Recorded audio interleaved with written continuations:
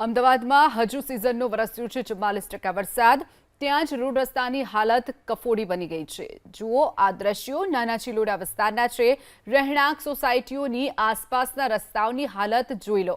અહીં એ કહેવું મુશ્કેલ છે કે રોડમાં ખાડા છે કે ખાડામાં રોડ।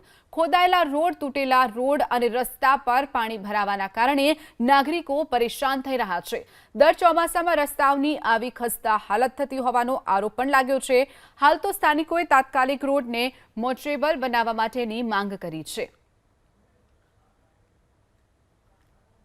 વરસાદ પડ્યા બાદ અમદાવાદના રોડ રસ્તાઓની સ્થિતિ જે રીતે બગડે છે તેના પુરાવા અને તેના દ્રશ્યો અત્યારે અલગ અલગ વિસ્તારોમાંથી સામે આવી રહ્યા છે। અમદાવાદના નાના ચિલોડા વિસ્તારના આ દ્રશ્યો છે કે અહીંયા જે આખો રસ્તો છે તે એક બાજુ ખોદાયેલી સ્થિતિમાં છે, બીજી બાજુ રસ્તા પર મોટા ખાડા પડ્યા છે જેની અંદર પાણી પણ ભરાયા છે। આખો રસ્તો જે છે તે ખોદાયેલી સ્થિતિમાં છે।